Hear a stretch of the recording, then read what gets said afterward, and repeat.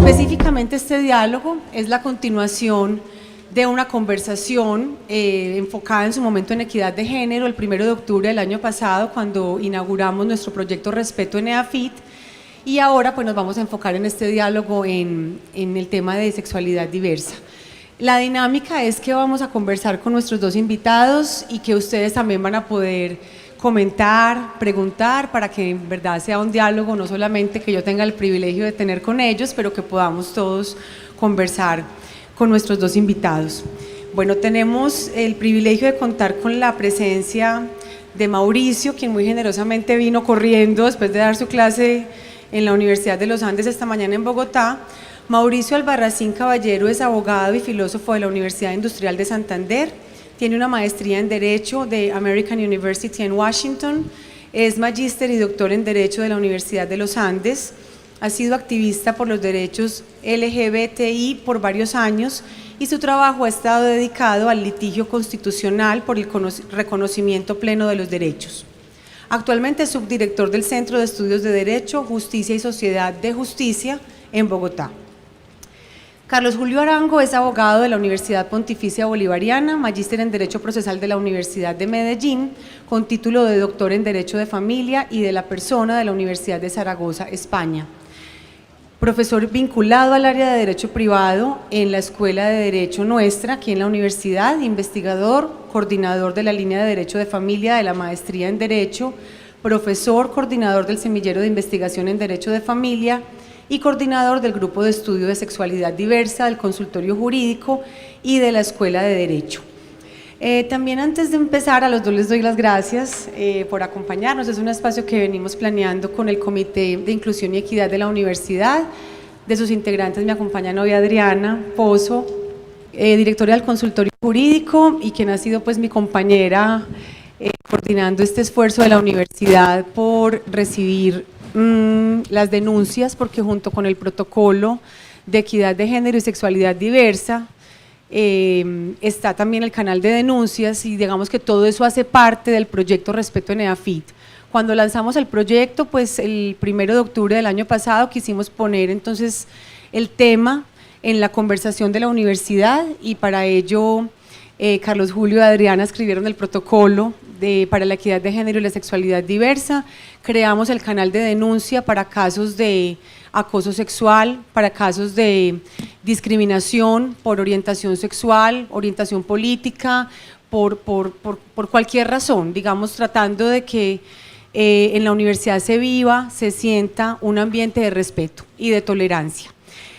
Bajo ese marco, pues también hemos tenido una fase comunicacional que el año pasado se enfocó especialmente en equidad de género, pero continuaremos pues con otros temas propios al proyecto de Respeto en EAFIT. Y lo primero que quiero preguntarles es comprender la cifra. Me gustaría saber que ahondáramos un poco en la sigla LGTBI. ¿Cómo y por qué se llega a este término, profesor Carlos Julio? Bueno, Natalia, buenas tardes, muchas gracias a los presentes y a ti y a la universidad, a la Vicerrectoría de Aprendizaje que abre este espacio de reflexión que hace tiempo se estaba pidiendo pista dentro de la institución universitaria. Y antes de responderte la pregunta, quisiera advertir algo sobre el marco conceptual y filosófico en el que creo que debemos desarrollar este diálogo con Mauricio, de quien me siento muy contento que esté aquí también acompañándonos, nos ha acompañado en otras actividades, en las jornadas de Derecho, Género y Sexualidad, y es un hombre pues muy versado en esta materia. La Universidad de AFID ha hecho varias declaraciones que están plasmadas en el itinerario 2030 y quiero resaltar en primer lugar que entre los valores institucionales la universidad declara la integridad y la tolerancia y precisamente esa es la razón por la cual la invitación es a si aceptamos y toleramos en EAFID la diversidad, en este caso la sexualidad diversa dentro del campo de la diversidad, pero que se amplía a todos los demás aspectos de las relaciones interpersonales e institucionales de la universidad. Del mensaje institucional que todos lo conocemos, que es EAFID inspira, crea y transforma, esta última expresión es importante porque ahí hay que hacer el acento. Cuando la universidad dice que entiende por transformar, contribuir al progreso del país para aportar a una nación más justa, equitativa, solidaria e incluyente. Dentro del proyecto de inclusión, marco en el que la universidad ha puesto todo su esfuerzo. Y dentro del plan estratégico de desarrollo, en el itinerario y sobre todo en el de sostenibilidad que genera confianza y esperanza, es muy importante advertir la acción de garantizar el respeto por los derechos humanos, la inclusión, la equidad, la diversidad y la pluralidad. Fuera de eso está pues todo el trabajo del Centro de Integridad que tú lideras, ¿cierto? La campaña Respeto en EAFIT, y de otro lado es también importante para esta charla mencionar el proyecto CELE, que se está desarrollando en este momento, y específicamente el programa de lenguaje claro, coliderado por la profesora Sonia López y otros compañeros, y que están haciendo unos grandes aportes, porque para la discusión que vamos a dar aquí, y hablo de discusión no porque vayamos a ser dos contendores opuestos, sino porque es una discusión en el mejor sentido de la palabra, una discusión propositiva, lo más importante es precisamente acudir a que el lenguaje que vayamos a utilizar como una herramienta de empoderamiento, como una herramienta de estabilizar inclusive emociones, propuestas y actitudes, se den a través del uso de las palabras de manera adecuada y con un significado y un sentido discursivo que nos permita entendernos a todos. En ese sentido, entonces, y para responder tu pregunta, ¿cómo surge el acrónimo, ese acrónimo LGBTIQ+, que inicialmente surge como LGBT? De hecho, todos los movimientos del activismo de las minorías sexuales encontraron precisamente en ese acrónimo, en esa posibilidad, sentar un emblema que los identificara. E inicialmente inclusive se decía comunidad LGBTI. Y luego ya con los desarrollos teóricos y las claridades que se han ido dando, ahora se habla de población o colectivo LGBTIQ+, porque con ello se quiere significar que se respeta la diferencia, se respetan las características, se respetan las especificidades de cada una de esas poblaciones, porque inclusive cada una de esas poblaciones tiene sus propias luchas. Lo que pasa es que el elemento común que los agrupa es la discriminación, es esa voz contramayoritaria de una heteronormatividad hegemónica, de una heteronormatividad que ha impuesto unos valores, que ha impuesto unos principios, unas normas de conducta, y entonces las personas discriminadas hacen un grupo para poder lanzar su voz y empezar a rescatar sus derechos. Entonces, ¿qué significa ese acrónimo? Ese acrónimo nos da cuenta de varias situaciones relacionadas con la sexualidad en el sentido de la eroticidad y de la afectividad que vamos a ubicar dentro de la orientación sexual, y también toda la teoría y la perspectiva de género.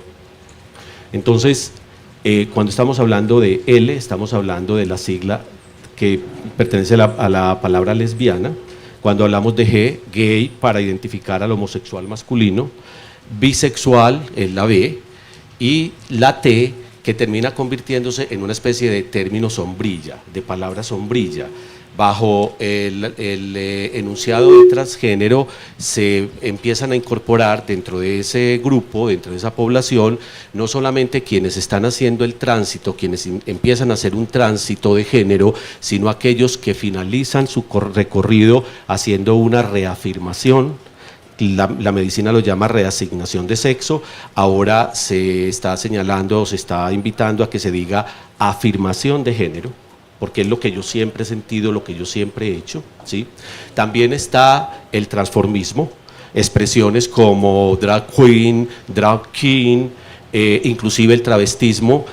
Algunos lo toman como una subespecie del transformismo, otros le dan una categorización independiente, y finalmente se le agrega la letra I por la intersexualidad, por aquello que mal se llamaba antes hermafroditismo, porque en los seres humanos no podemos ejercer y desarrollar las características de un ser hermafrodita.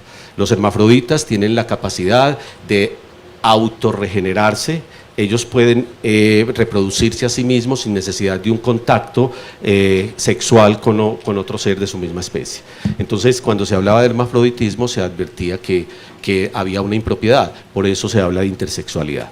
Pero aparece luego, en los últimos tiempos, en Estados Unidos, un movimiento muy fuerte que se agrupa bajo un enunciado que es la teoría queer. Es decir, ¿quiénes son ellos? Son aquellas personas que no se van a ubicar en ninguna de estas poblaciones, que no quieren que los encasillen, que no quieren que les den un mote determinado, porque inclusive pueden fluir en cualquier momento en distintas direcciones y simplemente no aceptan que haya que estar siempre dando una denominación que categorice específicamente. Más adelante entonces aparece el símbolo más, que es un símbolo matemático, para agrupar otras expresiones tanto eróticas, sexuales, como de género. Entonces aparecen los poliamorosos, una categoría que está muy de moda en este momento, inclusive aquí en Medellín, con una sentencia del Tribunal Superior de Medellín que le reconoce el derecho de pensión a 2 miembros sobrevivientes de una trieja, que finalmente era una cuatrieja, porque se organizaron 4, pero no llenaban los 3 los requisitos que exige la seguridad social de tiempo y demás, entonces se les reconoce a los 2. Y se hace en esa sentencia un reconocimiento claro de que es una familia poliamorosa. También aparecen los pansexuales, también aparecen los omnisexuales, también aparecen los demisexuales, también aparecen los asexuales. Es decir, empieza a generarse una cantidad de circunstancias que dan cuenta de que nosotros no nos podemos, en el campo de la sexualidad humana, categorizar y enfilarnos en un solo marco de acción. Muy bien. Yo quería decir algo sobre el nombre. Y, digamos, todos los nombres tienen una historia. Y cuando uno toma el acrónimo y piensa en los nombres que se les ha dado a la sexualidad y a la homosexualidad, pues son muchos. Entonces estaba acordándome que y son muchos y de mucha naturaleza. Por ejemplo, en la Edad Media se decía que era el pecado nefando, que no osaba decir su nombre. Era una situación que era tan abominable que ni siquiera se le ponía un nombre. Luego se pusieron otro nombre bíblico, sodomitas, trayendo la historia bíblica de Sodoma. O nombres basados en los insultos, que no le puedo decir ninguno, pero piensen toda la cantidad de insultos, cómo nombran a las personas que tienen una sexualidad distinta. La cultura popular está llena de esos nombres que seguramente ustedes los han escuchado, pues pasando por marica en adelante, que ya entró en nuestra cultura popular, o nombrados de otra manera, hombres vestidos de mujer, o todos esos nombres de otra forma. Entonces hay una cantidad de nombres puestos desde afuera por otros, que son los nombres de la opresión, que son los nombres de la dominación, que son los nombres de la subordinación, y que es muy interesante que sea una lucha por el nombre tan fuerte. Y lo que empieza a pasar desde finales del siglo XIX y partes del XX es la idea de buscar un nombre, de construir un nombre, de tener el nombre que uno sí quiere tener y no el nombre que le dan otros. Entonces, por eso es que aparece, por ejemplo, la palabra lesbiana, que tiene que ver con una isla, que es la isla de Lesbos, que tiene que ver con una poeta, no tiene nada que ver con nada físico, es por el amor que había entre mujeres en esa literatura. O la palabra gay es un anglicismo que tiene un origen muy interesante, que significa alegre, que tiene una apropiación por parte de unos movimientos que no querían llamarse homosexuales, que fue la categoría médica que aparece en el siglo XIX. Entonces es un nombre construido, es un nombre propio, es el nombre que hemos decidido llamarnos y por eso es que el nombre cambia, por eso es que cada vez le aparece una letra nueva, porque alguien dice, bueno, yo quiero llamarme de esta manera. Entonces también por eso yo creo que la sigla tiene cierta flexibilidad, porque siempre hay nuevos sujetos que requieren nuevos nombres, y yo creo que esa fluidez de la sigla hace como, esa sigla por ejemplo aparece en Colombia en el año 2000. Yo estuve en la discusión de cómo se llegó incluso al orden de las letras, porque primero las lesbianas y luego los gays. O sea, había una decisión de que estuvieran primero las mujeres, luego los hombres. Antes no se llamaba trans, sino transgenerista. Hay toda una discusión lingüística si eso era la manera en que la RAE lo aceptaría o no. Bueno, esto tiene todo como cuando le ponen un nombre a un niño. Tiene todas estas discusiones de familia que me parecen muy interesantes para recordar que el nombre no es simplemente una sigla, un acrónimo, sino que tiene una densidad histórica que tiene que ver con la misma trayectoria de lucha y discriminación de los grupos. Perdón, Natalia. A propósito, Mauricio, inclusive hay unas discusiones, lo que decías hace un momento, ¿cuál letra va primero, cuál letra va después? Y muchas veces las organizaciones, los colectivos que tienen sus luchas en determinada frente, pues quieren darle un acento especial y entonces unos dicen LGBTI, otros dicen LGBTB, es decir, cada uno va queriéndole dar... Sí, TTTI, y entonces finalmente pues creo que el asunto aquí sí valdría decir, como se dice en las ciencias matemáticas, aquí el factor, el orden del factor no va a alterar el producto realmente. Muy bien. Desde 1897 comienzan a evidenciarse en la sociedad esfuerzos por defender los derechos de la comunidad LGBTI, cuando se crea en Berlín el Comité Científico y Humanitario para hacer campaña por el reconocimiento social de hombres y mujeres homosexuales y transgénero y para luchar contra su persecución.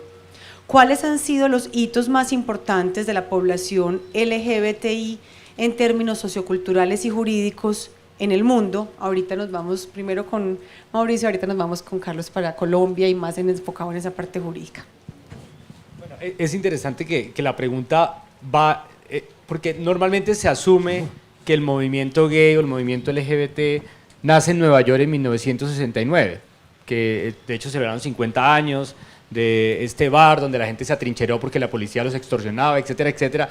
Y ese hito es muy importante, de ese hito se sabe mucho porque los gringos son mejores en la publicidad.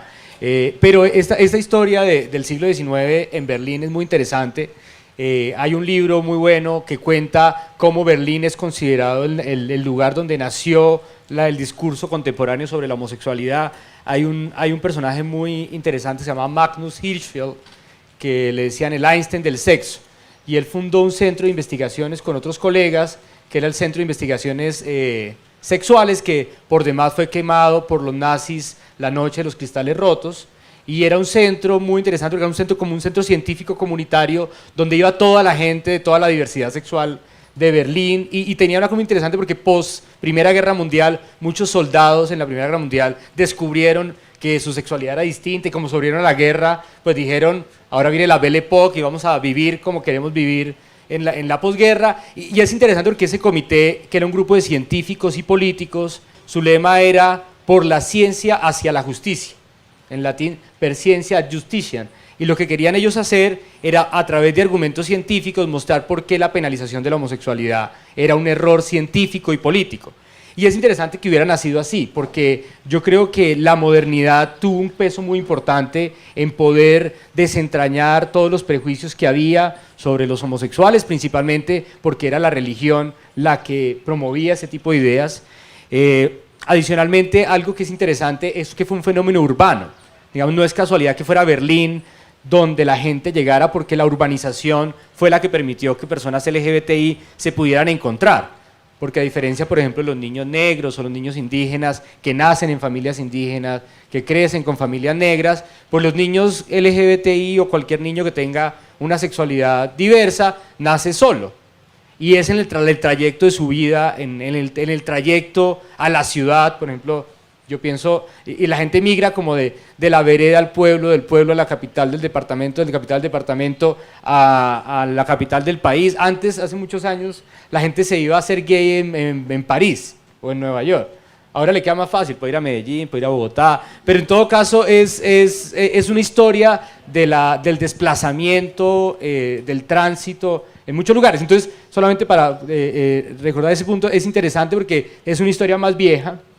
Claro, los neoyorquinos le pusieron a eso mucho rock porque le llamaron el movimiento de liberación homosexual y se enfrentaron con la policía. Obviamente eran los 60, era la contracultura, pero hay una historia anterior, una historia que además esta fue interrumpida por los nazis. Digamos, la historia de los movimientos LGBT en Europa fueron interrumpidas por la Segunda Guerra Mundial y en Estados Unidos pues es otra historia distinta, pero yo creo que hay varios hitos muy importantes. Uno que está incluso en desarrollo es la historia de la penalización y la despenalización de la homosexualidad, porque hasta hace muy pocos años era un delito ser homosexual en gran parte de las jurisdicciones, incluso las más importantes.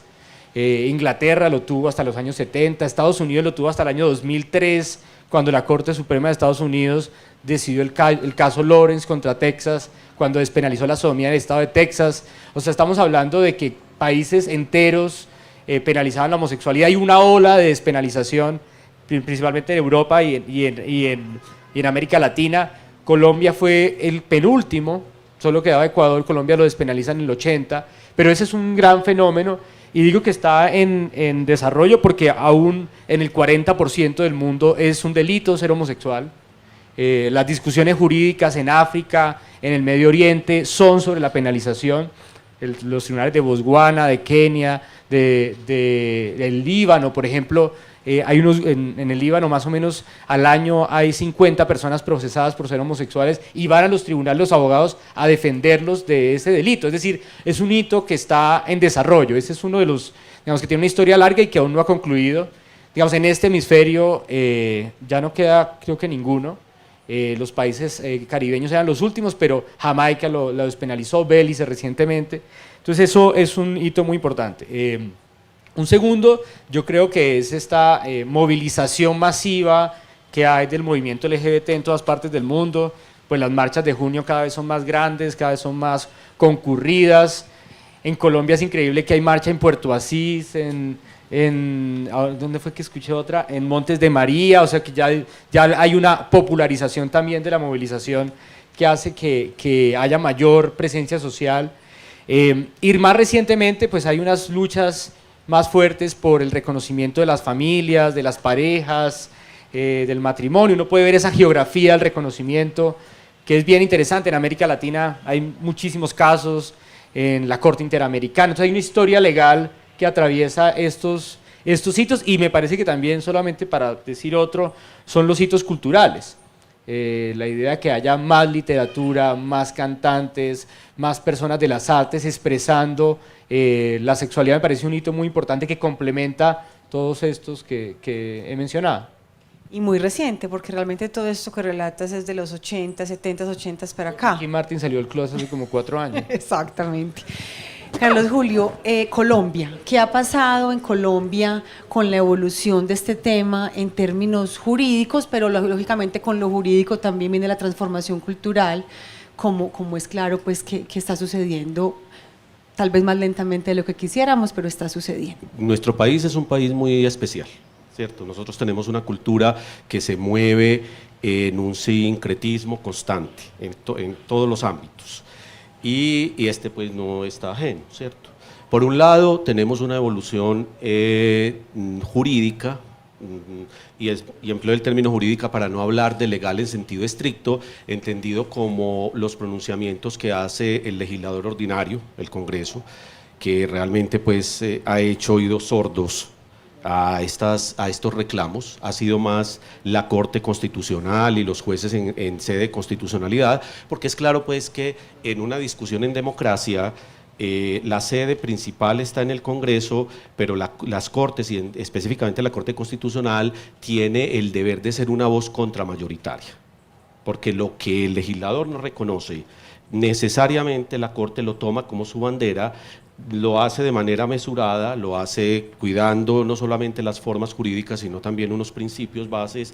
No entra a invadir la esfera del legislador, no entra a invadir la esfera del Poder Ejecutivo, pero sí exhorta, indica y da parámetros, y falla unas sentencias muy importantes que son las sentencias de constitucionalidad condicionada, y eso da pues lugar a discusiones de por qué, que si la Corte Constitucional es un legislador positivo, sabiendo que su voluntad normal debe ser es un legislador negativo, de control, etcétera, etcétera. Pero más allá de eso, nosotros en Colombia entonces hemos vivido un desarrollo, digamos que progresivo, en el reconocimiento de los derechos de las minorías sexuales, pero a nivel de la sociedad misma, de cómo se ha integrado esa información dentro del diario vivir, todavía hay mucho camino por recorrer. decir, no podemos pensar que porque las Cortes y la Corte Constitucional y las otras Cortes, reconociendo los argumentos de la Constitucional en sede de tutela o en control de constitucionalidad, hacen unas manifestaciones muy importantes, nosotros simplemente aceptamos y quedamos muy contentos. ¿Cuáles son esos puntos específicos esos donde puntos, hemos dado un paso importante? Digamos que uno puede hablar de 3 etapas. Después de la Constitución del 91, la Corte en principio fue muy reacia a reconocer derechos vinculados a la orientación sexual y se empezaron a reconocer unos derechos de manera individual. Sentencias de tutela, por ejemplo, en el 95, en el 96, en el 97, en donde se solicitaba el amparo porque de los colegios se excluía a un chico porque tenía orientación sexual diversa, o el de la policía porque fuera del claustro de enseñanza había estado cortejando a un chico, o inclusive a un profesor que lo expulsan del establecimiento educativo y él pregona que fue por su orientación sexual, y la Corte inicialmente dice no protegemos el derecho, la homosexualidad es anormal. La Corte Constitucional, cuando no protege esos derechos, no es que esté en contra del principio de igualdad, pero a medida que se va evolucionando, se van dando unos pasos hasta llegar a los años 2007. En el 2007 hay una sentencia muy importante, que se convierte en ese momento en una sentencia de hito, que es la 075 de 2007. ¿Por qué? Porque antes se habían hecho unas solicitudes en sentencia de constitucionalidad para que la Ley 54 de 1990, que es la que regula las uniones maritales de hecho, se extendiera a las uniones maritales de hecho homosexuales, porque solo regulaba las heterosexuales. La Corte había dicho en otro momento que no, que tampoco estaba atentando contra el principio de igualdad porque no reconocía esos derechos, y que donde estaba la diferencia había que reconocerla. Llega esa sentencia y dice que sí. A partir de esa sentencia del 2007 empieza a darse una escalada de reconocimientos a nivel de seguridad social, que también había sido una insistencia constante de reconozcanos, permítanos afiliar a nuestro compañero permanente a la seguridad social, y se les negaba sistemáticamente. Aparece una sentencia muy importante que es la 029 del 2009, que Diego Eduardo López la llama de homologación normativa, porque reconoció derechos a las personas del mismo sexo y a las parejas, que fue lo más importante, a distintos niveles, en el derecho penal, por ejemplo, constitución de patrimonio de familia, la nacionalidad por adopción de la pareja, etcétera, etcétera. Hasta que llega lo que yo llamaría la sentencia de inclusión más importante, que fue la sentencia C577 del 2011. ¿Por qué? Porque es en ese momento en donde la Corte, cambiando precisamente todo su discurso, dice: sí, señores, en Colombia una pareja conformada por personas del mismo sexo son familia, y las vamos a reconocer como tal, y las vamos a proteger como tal. Aunque la demanda no iba orientada únicamente a que lo reconocieran como familia, porque esa demanda era una sentencia de inconstitucionalidad del artículo 113 del Código Civil, que define el matrimonio. Y esa norma dice que el matrimonio en Colombia, según el Código Civil, es un contrato solemne entre un hombre y una mujer con el ánimo o el propósito de vivir juntos, de procrear y de auxiliarse mutuamente. Entonces la Corte Constitucional dice: no vamos a dictar aquí sentencia de constitucionalidad condicionada, miren la estrategia, pero sí vamos a exhortar al Congreso y les vamos a decir que en democracia discutan allá y les resuelvan esa situación del matrimonio a las personas del mismo sexo. Y si no van a declararles el matrimonio como una de las formas para que ellos acudan, muéstrenle una otra, que sea equivalente, que les asegure todos los derechos que tiene un matrimonio heterosexual en Colombia. Por supuesto, todos sabemos, eso se fue al Congreso, el Congreso discutió, muchos de los argumentos de muchos de los congresistas fueron los siguientes: Colombia no está preparada para que se acepte el matrimonio entre personas del mismo sexo. Eso sucederá aproximadamente en 30 años. Porque si es así, entonces ¿cuándo vamos a estar preparados? ¿Cierto? Y los cambios sociales nos cogen siempre ¿sí? sin estar preparados. A partir de ahí aparecen otros reconocimientos muy importantes. Por ejemplo, se le concede la porción conyugal en el 2011, que es una figura propia del derecho sucesoral a las parejas del mismo sexo. Se declara en el 2012 que los compañeros permanentes sobrevivientes del mismo sexo heredan en igualdad de condiciones del cónyuge sobreviviente heterosexual. También se reconocen derechos a nivel de otras poblaciones. Empiezan a salir una cantidad de sentencias de reconocimiento de los derechos de las personas trans, el derecho al nombre, al cambio de nombre, el derecho a que no tengan que volver nuevamente donde el juez en un proceso de revictimización, porque lo que pasaba era una tutela, les aceptaban el cambio de la afirmación de sexo, hacían todo el proceso quirúrgico, toda la cosa, y cuando ya habían cambiado, se había reasignado, afirmado su sexo y su género, entonces tenían que volver otra vez donde el juez, a que el juez les autorizara a cambiar el nombre en escritura pública para llevarla al registro, unos procesos de revictimización ahí indirectos. Inclusive en esa sentencia de tutela que se autorizó a que se hiciera el cambio directo por escritura pública, intervino el semillero de investigación en derecho de familia con el consultorio jurídico, y en la sentencia específicamente la magistrada María Victoria Calles hace eco de nuestra posición y hace un reconocimiento porque tomó los argumentos que estábamos planteando. Finalmente, ahora en el 2016, aparece la sentencia de CU 214 que confirma que los matrimonios de personas del mismo sexo en Colombia son válidos, y son válidos inclusive los celebrados desde la sentencia que había dado ese paso incompleto en el 2011.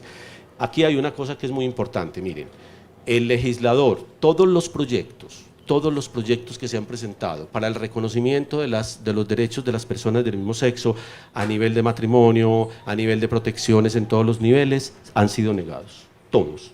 Más o menos un cálculo de unos 14, 15 proyectos que se han presentado y todos se niegan sistemáticamente, con un problema, que el Ejecutivo, de una manera, digamos, también estratégica, llega y dice, yo voy a trabajar a través de las políticas públicas, pero no presenta propuestas, no hace esfuerzos para de todas maneras hacer un llamado a ese órgano, que es el que nos decide a nosotros en democracia cuáles son los parámetros a seguir para que demos el paso en ley, porque estamos en jurisprudencia. Entonces, finalizo. Hemos avanzado, nos falta mucho, pero hemos avanzado a nivel jurídico. La pregunta es, ¿y a nivel social? A nivel de conciencia, ¿qué tanto hemos avanzado? Ahora vamos para allá.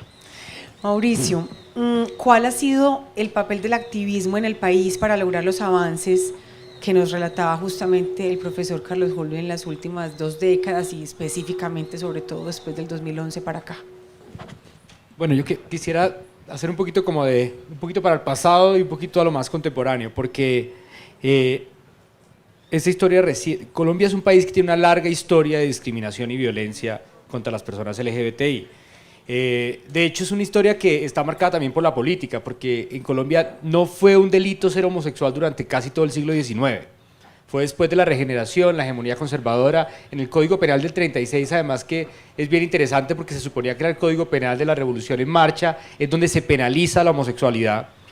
Y se penaliza además, eran 2 delitos. Uno eran los actos homosexuales, pues que más o menos era normal en todas partes, y otro era el proxenetismo, todo aquel que preste un lugar para que eso ocurra. Entonces, si la mamá le prestaba a uno la casa, también estaba incursa en el delito. Porque el delito tenía una doble connotación de proteger la moral pública, entonces no era sancionar solamente a los sujetos, sino los lugares donde estaban los sujetos. De hecho, aquí en Medellín, ustedes tienen los historiadores de la homosexualidad más interesantes que hay en el país. Guillermo Correa escribió un libro muy bueno que se llama Raros, que cuenta incluso historias locales. Walter Bustamante también ha hecho un par de libros que cuenta, por ejemplo, cómo la policía, los médicos, la historia, digamos, unas historias muy interesantes de cómo se reprimía la homosexualidad. De hecho, me acuerdo que Guillermo cuenta la historia de que había un periódico acá que se llamaba como, no sé, Hechos Sensacionales, ahora no me acuerdo. Sucesos Sensacionales, que era un periódico de vieja data, se quejaba porque no se aplicaba el Código Penal, porque había muchos homosexuales sueltos en Medellín y el gobierno no aplicaba la norma. Esa era la queja del periódico en esas épocas. Entonces, hay una larga historia de penalización, una larga historia de persecución. De hecho, nosotros tuvimos además, porque los colombianos, cuando somos represivos, somos muy represivos, una norma que en el estatuto docente prohibía que los profesores los homosexuales fueran profesores. El estatuto docente es de 1970, fue un estatuto que fue negociado entre FECODE y Luis Carlos Galán Sarmiento, para que se hagan una idea como el tipo de personas que estaban de acuerdo con la penalidad, que de hecho lo describe un autor de la época como una segunda penalización. Se prohibió a los notarios, a los jueces ser homosexuales, a los miembros de las fuerzas militares, es decir, hubo un aparato normativo para borrar totalmente a los homosexuales de los cargos públicos estratégicos, que además era medio una imitación de lo que habían hecho los estadounidenses en la época del macartismo, que querían que salieran comunistas, homosexuales, toda gente rara que saliera de todo el servicio público. Era un poquito una emulación de esas normas de los Estados Unidos.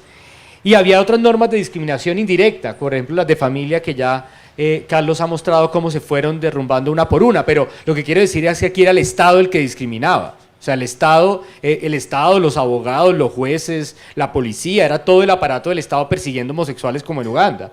Entonces, digamos, ese es nuestro punto de partida.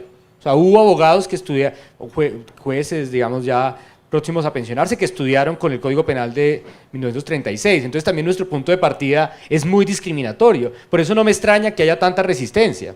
O sea, que haya personas que tengan tanta resistencia con este tema, porque pues ese es el país de donde venimos. O sea, en una generación, el año en que yo nací, que es el 82, pues recientemente se había despenalizado. Y si uno mira, por ejemplo, los años 80, 1989, que fue un año tan sangriento, los grupos de limpieza social que hubo en 1989, aquí había uno en Medellín que se llamaba el Robocop, una cantidad de grupos de limpieza social, sus predilectos eran travestis, homosexuales, en plena, digamos, en plena discusión de la Constitución 91, lo que pasaba en Colombia era que había escuadrones de la muerte matando homosexuales por todas partes. Y no solo homosexuales, personas con discapacidad, personas que vivían en la calle, digamos, una cantidad de personas que eran, digamos, excluidas socialmente. Entonces nuestro punto de partida es un punto de partida difícil. Con la Constitución 91 lo que pasa es que se abre una oportunidad y es que la gente puede poner tutelas. Y pues la gente pone tutelas, los jueces responden tutelas. Y así, en una dinámica, una interacción social, yo creo que lo que hubo ahí fue una movilización constitucional, es decir, la gente que estaba en esas circunstancias se movilizó por sus derechos. Hay unas historias muy lindas. Por ejemplo, el primer caso de adopción que se perdió en la corte era un caso, se llamaba Roberto, de hecho la niña le decía papá Roberto, fue una niña que fue abandonada en un barrio, se llamaba esa época de zona de tolerancia, una zona de prostitución en Pasto. Una pareja heterosexual se queda una noche en un motel y le dice, él era el administrador, y le dice, cuídenos la niña que ya venimos, y nunca volvieron. Y le mandaron la razón de que se quedara con la niña, y él se queda con la niña y la llevó a vivir con su mamá y con su compañero de la época. Él la registra que es una historia muy linda porque ocurre empezando la vigencia de la Constitución, la registra con el nombre de su compañero y hace una redada a la policía y la Procuraduría le quita a la niña, lo acusa de haber hecho una falsedad porque le puso el apellido de él y de su compañero cuando eso era imposible, y él empieza una pelea legal dificilísima porque era pobre. Entonces al final le dicen, no, es que no es por ser homosexual sino por ser pobre. Va a la Corte Constitucional, él, digamos, pierde su caso, esa familia se desintegra, es como de las primeras historias de la Corte, pero lo que quiero decir es desde los 90 la gente estaba peleando por ese reconocimiento. El caso de Ángel Alberto Duque, un caso que duró muchísimos años, que llegó hasta la Corte Interamericana.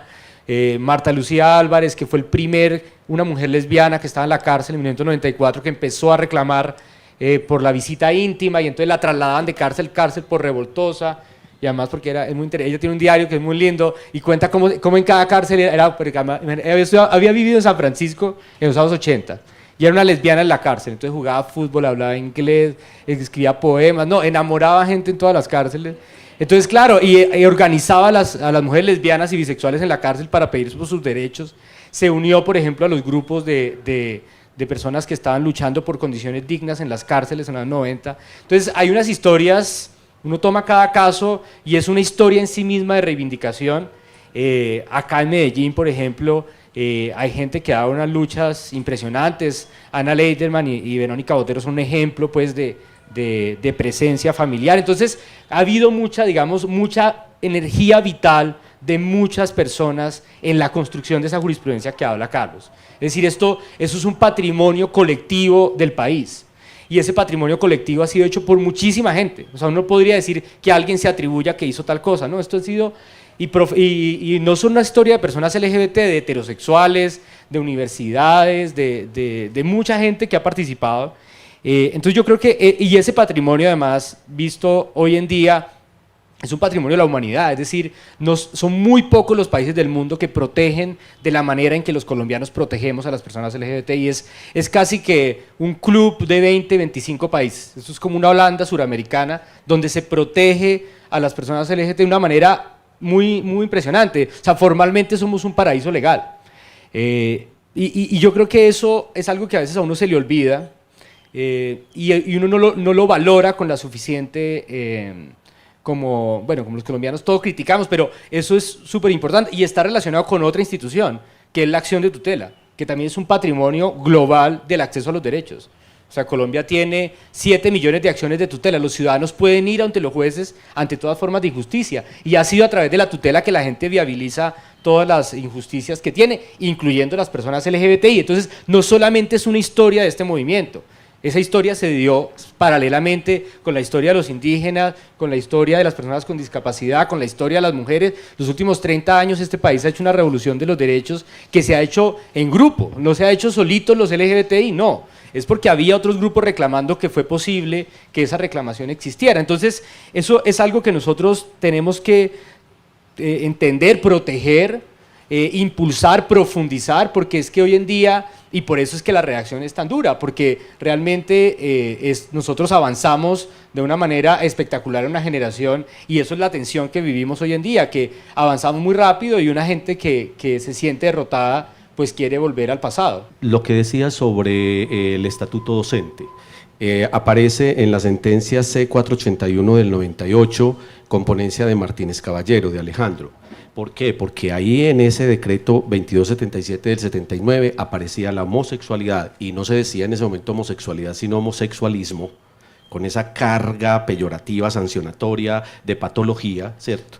Y que era una falta disciplinaria, un prejuicio institucional, casi que previendo que la orientación sexual es de entradas, de manera objetiva, un peligro para los estudiantes. Es decir, el profesor homosexual, la profesora lesbiana, es un peligro andante cada día en el aula de clase, en el contacto con los estudiantes. Y ahí también, en el 99, aparece también la sentencia C507 con Naranjo Mesa, con Vladimiro, que se pronunció sobre la inexequibilidad del Estatuto Disciplinario de las Fuerzas Armadas, en el mismo sentido. Y miren esto, más adelante, en el 2002, con la SC 373, con Jaime Córdoba Triviño como ponente, también se pronunció la Corte sobre el estatuto notarial, porque el estatuto notarial, en el capítulo de las sanciones disciplinarias, decía que el homosexualismo era una falta contra la majestad, la dignidad y la eficacia del servicio notarial. Entonces, fíjense ustedes, estamos hablando, por supuesto, de una conciencia social, de una cultura, de un momento histórico determinado. Creo que en eso hemos ido avanzando, por supuesto. Las nuevas generaciones están entendiendo que este discurso es un discurso que obedece a una concepción de familia, a un esquema patriarcal, hegemónico, tradicional, a la familia sagrada, papá, mamá, hijo, familia nuclear, ¿sí? Y la ley da cuenta de ese momento. Y a lo que la moral de la Iglesia además señalaba, de la Iglesia ¿cierto? Católica enseñó por siglos. Mauricio, sin lugar a dudas, en Colombia se han evidenciado importantes logros, como el reciente bautizo en la Iglesia Católica de Matías, hijo de la pareja Manuela y Luisa, que vimos en medios de comunicación muchos de nosotros, el caso de Emilio, antes Sara, a quien se le permitió continuar sus estudios en el Colegio Femenino y Católico Marymount de Medellín, cuando Emilio comunicó que aunque había nacido en el cuerpo de una niña, se sentía niño, y también el reciente nombramiento de la bióloga Brigitte Baptiste, aunque tenía pues cargo obviamente muy importante en el Instituto Humboldt, ahora pues ya rectora de la Universidad de Ann. Sin embargo, seguramente existen cientos de historias de dolor, rechazo y discriminación. ¿Cuáles son las principales dificultades que hoy en día tiene la comunidad LGBTI en Colombia? Quiero decir algo del bautismo, porque aquí me imagino que son católicos. Es interesante porque esta es la primera pareja que públicamente hace cuenta que fueron bautizados, no fue la primera pareja que bautizó, que es bien interesante porque muchos sacerdotes y obispos habían dado la autorización para el bautismo. Y la discusión del derecho canónico es bien interesante porque a nadie se le puede negar el bautismo, a nadie, y menos en razón de quiénes son sus padres, porque si así no le bautizarían a una cantidad de niños porque pues los papás son de todas las clases. Entonces hay una norma, a nadie se le puede negar el bautismo. Es realmente una institución igualitaria, cualquiera que quiera el bautismo lo puede tener, incluso, mejor dicho, y es interesante cómo cuando entran estas instituciones a la vida social, no hay razón para negarle a esos niños el bautismo. O sea, si les negaran a esos niños el bautismo, sus mamás podrían ir ante las autoridades canónicas a reclamar el derecho al bautismo. ¿Sí? Eso es, ahora, ¿cómo hicieron la partida de bautismo? Ahí ya es otra discusión. Pero es interesante porque es, incluso dentro de la Iglesia Católica, no se puede negar el bautismo, punto. Eso es un hecho. Y me parece muy valiente que lo hubieran hecho público en este momento. Nosotros vivimos en una sociedad entre un reconocimiento formal, ese paraíso legal, pero para seguir con la cosa bíblica, pues está lleno de serpientes. Este paraíso en el que vivimos tiene unas dificultades grandísimas. Uno primero que uno podría decir es el desafío de la violencia. Ahora están haciendo unos datos, Colombia Diversa, con otras organizaciones de la región. Bueno, Colombia Diversa había venido haciendo desde el año 2004 una base de datos de violencia, especialmente homicidios. Entonces más o menos se están contando homicidios contra personas LGBT desde el año 2005. Entonces hay una base de datos muy, muy completa, y entonces ahora los que están haciendo es también juntándose con otras organizaciones de América Latina que están contando también los homicidios, están haciendo un proceso de investigación, es un proyecto que se llama muy interesante, Sin Violencia.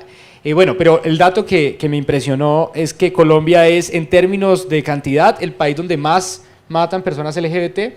En términos de tasa es el segundo, porque creo que, no me acuerdo si es Brasil el primero en tasa, pero es muy alto también porque es el país donde más se han contado, digamos, se ha hecho más la estadística, pero entre el año 2014 y 2019 son como 542 homicidios, estamos hablando de más o menos 100 al año, y es una cifra que se mantiene en una cierta estabilidad. Entonces uno puede también empezar a pensar que la violencia no necesariamente está relacionada con ese avance en reconocimiento de derechos. Ese es uno primero, solamente para tener ese dato. Hay unas resistencias sociales muy complejas. Solamente para citar un caso de la Corte, es un caso de un hombre que todos sus vecinos lo insultaban, pero unos insultos que de hecho es un caso que resolvió la doctora María Victoria Calle, donde lo que refleja es un caso del año 2016, si no estoy mal, un caso muy reciente donde los vecinos ejercían mucha violencia verbal contra un hombre gay, que si ustedes pueden ver es un hecho más reciente, no estamos hablando del año 1980, estamos hablando del año 2016 en Barranquilla. Entonces hay una alta intolerancia social.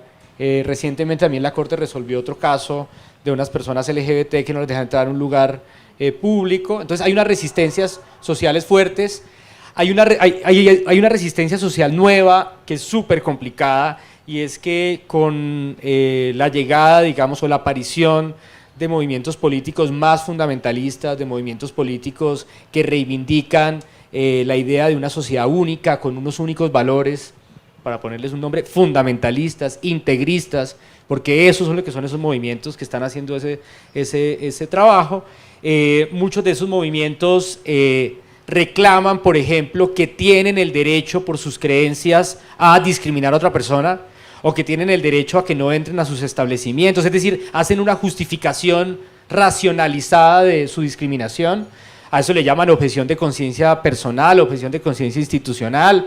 Lo que pasa es que en el fondo eso es una forma de discriminación que está usando la cara de las creencias religiosas para discriminar a las otras personas, porque ahora empiezan con los homosexuales, pero luego van a empezar a decir, no, en nuestro establecimiento las mujeres que entren tienen que entrar vestidas de esta manera porque eso dice mi religión.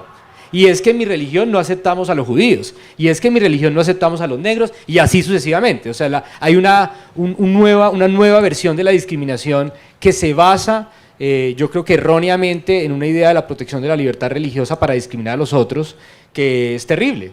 Es terrible porque además, y eso que fuera un único actor, pero esto es un movimiento global.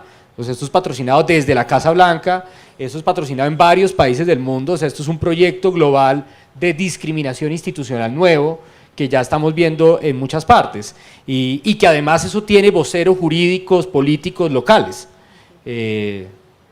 Pues no voy a decir ningún nombre de magistrados de la Corte, pero pueden perfectamente ver los salvamentos de voto e identificar qué magistrado de la Corte está agenciando esos intereses para discriminar a las personas LGBT.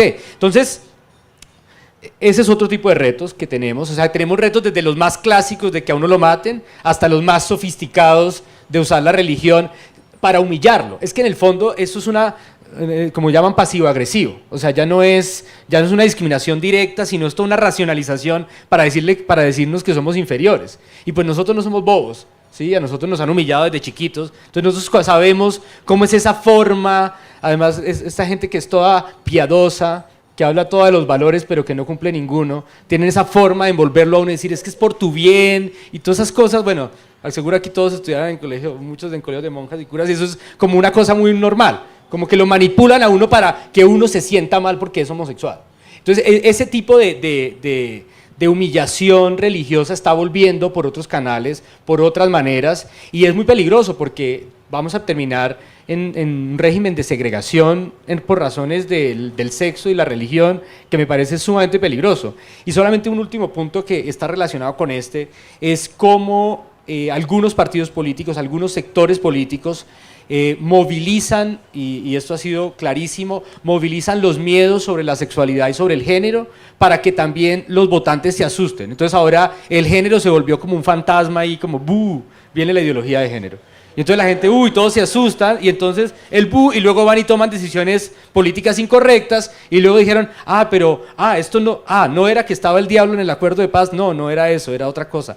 Bueno, ya votamos mal. ¿Sí? Entonces ese tipo de cosas que la gente, a mí porque además esto no es solamente en Colombia, o sea, en Polonia, en Rumania, o sea, los gobiernos, incluso ahora hay una historia de Guatemala que es tremenda, cuando los gobiernos, incluso gobiernos de derecha, están en crisis, sacan esa carta como una carta que les ayuda como a revitalizarse políticamente. ¿O ustedes creen que Donald Trump es un señor piadoso? Nada que ver, ese señor lo que hace es usar la religión para protegerse de todas sus fechorías. Entonces, obvio, están politizando este tema, están dividiendo la sociedad en este tema y están poniéndose a enfrentarnos en un tema que deberíamos todos trabajar conjuntamente.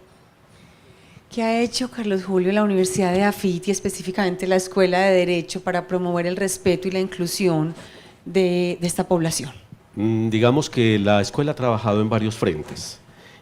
Uno de ellos se hace en el consultorio jurídico a través de la guía y el acompañamiento de su directora, Adriana Pozo, de todo su equipo, de los estudiantes. Hay una preocupación constante, no solamente por mantenerse al día en la información, en los avances, sino que la idea es el ejercicio práctico constante con ellos, con sus inquietudes, y siempre bajo esa idea del respeto y entre comillas de la tolerancia. Y digo comillas de la tolerancia por lo que dentro de un momentico vamos a plantear al respecto. Respetar a los otros que no piensan igual. Eso es un valor que hay que mantenerlo de ambos lados, del grupo mayoritario, del grupo minoritario, porque es la única forma que nos entendamos. Entonces, en este momento el consultorio jurídico tiene un grupo de estudio de sexualidad diversa. Lo conforman varios estudiantes, no solamente practicantes del consultorio, sino de la escuela. Está coordinado por Adriana, la directora, por Cristian Díez, un profesor de Derecho Público y asesor, y yo también participo ahí en ese ejercicio. Pero además el consultorio jurídico firmó este año 2 convenios con FAUTS, con Familias por la Diversidad Sexual y con la Corporación Transseres. Y se han estado haciendo unos intercambios Ellos nos envían al consultorio jurídico todas estas personas transgénero y todas aquellas personas que necesitan un acompañamiento jurídico. Los estudiantes asumen el caso, lo estudian, el grupo de sexualidad diversa los apoya, hace la investigación, si hay lugar a la acción de tutela, entonces se hace la acción de tutela, o sea que estamos haciendo un ejercicio práctico. En conclusión, el consultorio impactando a la sociedad, a la comunidad universitaria y a la sociedad, por lo menos la local, ¿cierto? En segundo lugar, en la escuela a nivel de manejo curricular tenemos en la línea de la maestría en Derecho de Familia, que está bajo mi coordinación, unas materias dedicadas exclusivamente al estudio de la sexualidad diversa, del género, de las políticas públicas, en distintos ámbitos, haciendo un acento importante en sexualidad diversa, y una materia que también se dedica a estudiar los nuevos modelos y tipologías familiares, nuevos pues también entre comillas, pero la idea es que la maestría hace una reflexión de fondo y trata de sacar propuestas en actividades que se realicen. También se llevan a cabo ciertos ejercicios como intervenciones en acciones de tutela ante la Corte que nos invitan, que se realizan, y en el semillero de investigación en Derecho de Familia pues hemos hecho un trabajo, digamos, continuo, regular con estos temas. Y finalmente pues un proyecto que ha sido muy exitoso, que son las familias de género, de derecho, género y sexualidad diversa. Hemos hecho 4 versiones muy exitosas. La universidad ha impactado de esa manera, ha hecho un retorno social, porque son unas jornadas que van dirigidas a la sociedad en general, pero tienen un foco especial a esta población vulnerable que inclusive en muchas ocasiones no puede venir porque no cuentan con un pasaje o no pueden pagar una entrada. Entonces la universidad ha ofrecido ese ejercicio académico muy serio, Mauricio, Colombia Diversa, de justicia, invitados internacionales de España, de Estados Unidos, de Argentina, de Venezuela, que nos han acompañado, y eso creo que ha sido un gran aporte que la escuela ha hecho en este tema. Muy bien, me voy a saltar 2 preguntas y nos podemos referir al tema de la tolerancia, el respeto y la aceptación en alguna de las respuestas que seguramente vendrán las preguntas de ellos, porque quisiera que también tuvieran la oportunidad de comentar y de preguntar, y solamente voy a hacer esta última que pues digamos un poco concluiría el espíritu de esta conversación, y es justamente la pregunta del diálogo. ¿Qué tanto aceptamos la sexualidad diversa en Colombia? ¿Y cómo podríamos educar a las nuevas generaciones para que el respeto por la población LGBTI se naturalice en nuestra sociedad? Yo creo que hay digamos, uno de los grandes retrocesos sociales que hubo en este país, que fue el año 2016, fue respecto a la educación, que fue esta movilización conservadora de iglesias y políticos contra la implementación de una sentencia de la Corte, que ustedes recordarán, era el caso de Sergio Urrego, que se suicidó después de unos hechos de discriminación sistemática en su colegio. Entonces lo que la Corte encontró en ese caso fue que no se cumplía la ley de convivencia escolar, que era una ley incluso anterior, que era súper progresista, que se hizo cuando era ministra, la ministra Vélez, en el gobierno de Álvaro Uribe, se hizo incluso con asesoría de las Naciones Unidas, una ley súper progresista, ustedes la leen. O sea, es pura ideología de género, si uno lo quisiera ver hoy en día. Y lo que pasaba con esa ley es que no se implementaba, y había una norma de esa ley que dice que no se puede sancionar en los manuales de convivencia a los homosexuales, lo cual era jurisprudencialmente conocido. O sea, si el Estado no puede penalizar a los homosexuales, los colegios tampoco. O sea, es que es una penalización escolar. Entonces eso estaba en la ley, estaba en la jurisprudencia. Cuando la Corte ordenó implementarlo, pues esto fue Troya. Y ustedes se acordarán, hubo unas marchas el 11 de agosto del 2016 grandísimas, una gran contramovilización respecto de la educación. De hecho, algunas personas hablaban que se parecía a una guerra civil que se llamó la Guerra de las Escuelas. Una confrontación ideológica respecto a de cómo debe ser la educación, y yo creo que no es casualidad que la última, digamos, confrontación ideológica más dura hubiera sido por la educación, porque es precisamente ese lugar donde pueden cambiar todas estas condiciones estructurales. Incluso el sociólogo Pierre Bourdieu, en una porque él era súper activista, fue a una marcha gay, no sé qué, entonces dio un discurso. Le dijeron, ay, sí, tome, y el señor llevaba así una cosa súper estructurada que luego publicaron, y él decía, la última gran batalla del movimiento LGBTI es por la educación, es en la educación. Por eso no es casualidad que los homosexuales nos dejaran ser profesores, porque van allá a decir que son homosexuales y que eso está bien. Eso tiene una razón de ser, o sea, el punto de la educación es central en esta discusión, por eso fue central en el retroceso, y hoy en día no hay ningún programa de educación nacional pendiente a luchar contra la discriminación. Hoy en día algunos colegios están sancionando a estudiantes homosexuales y hay acciones de tutela al respecto, es decir, nosotros estamos teniendo incluso en materia educativa un retroceso. Hoy en día, por ejemplo, llevan a unos fundamentalistas a hablar a los colegios a decir que la ideología de género es la peor amenaza de la humanidad. Y por favor, es el cambio climático. ¿Cuál ideología de género? Sí, o sea, es como es haciendo unas cosas ridículas, pero están en los colegios diciéndole esto a los padres de familia. O sea, imagínense lo que puede pasar con un estudiante LGBT que está en esos colegios donde están dando esas conferencias, con sus papás, con los entornos, incluso si el papá es progre, el ambiente social que se está creando es brutal. Yo creo que ese es un punto y me parece que la pregunta es clave porque uno contestaría como es una noticia en desarrollo, nosotros tenemos que ver cómo es que vamos a recuperar un debate sobre una educación incluyente, una educación para la ciudadanía y una educación que sea capaz de entender estas complejidades de la sexualidad, que prepare a los jóvenes para tomar decisiones sexuales responsables, que los preparen para respetar a los demás y no a reproducir ese tipo de matoneo pues que social. Pues imagínense, si matonean los adultos, ¿cómo no van a matonear los niños? Si ellos repiten lo que hacen los adultos, si son adultos con autoridad. Entonces, esa es una gran pregunta, yo creo que ese es un reto fundamental. Yo creo que lo que va a decir Carlos sobre la universidad me parece genial, es decir, que el consultorio esté haciendo esos ejercicios, que curricularmente la gente se pregunte por esto, me parece muy importante porque es ahí, lo que pasa es que estamos al nivel universitario, pero esto tiene que ir a todos los niveles de formación según la edad de los estudiantes, pero sí, esa es la pregunta que tenemos que resolver en los próximos años. ¿Qué retos? Muchos. ¿Y qué hay por hacer? Mucho, pero precisamente para terminar pues nuestra intervención quiero retomar lo que dije al inicio sobre el lenguaje claro y tiene que ver precisamente con una propuesta que estamos haciendo desde la Universidad de AFIT. ¿Y cuál es la propuesta?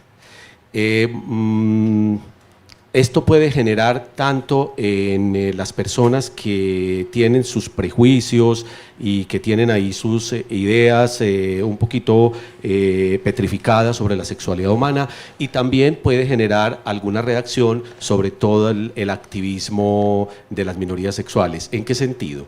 La propuesta que nosotros queremos hacer es que sigamos hablando de sexualidad diversa en todos los ámbitos académicos, extraacadémicos, como una contraposición positiva al término diversidad sexual. Y les explico por qué de manera muy rápida. La sexualidad humana es una. Los seres humanos somos sexuados per se. Es parte de nuestra naturaleza. Hay manifestaciones sexuadas cuando la madre amamanta a su bebé y cuando el bebé recibe placer a través de ese acto tan natural que es alimentarse de la madre.